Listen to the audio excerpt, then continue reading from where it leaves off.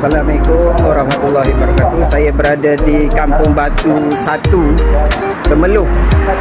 Temeloh hari ni saya nak tunjukkan ada 2 lot tanah untuk dijual.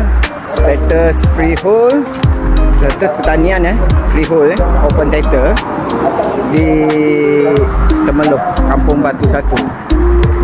Okey, saya tunjukkan. Nampak tak bukit tu?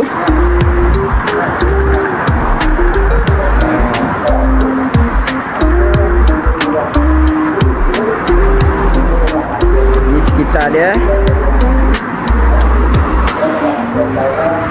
Okey, dalam berapa km nak ke ni?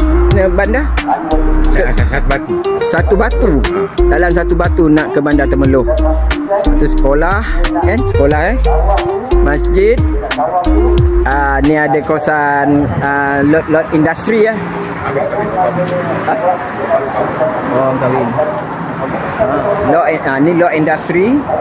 Ada tu nampak construction untuk pembinaan aircon safe. Aircon safe. Ada zinc tu kan. Okey, tanah yang nak dijual di belakang zinc tu. Nampak pokok-pokok tu yang tinggi tu, pokok-pokok yang tinggi tu, itulah tanahnya. Reserve jalan ada tapi disekat oleh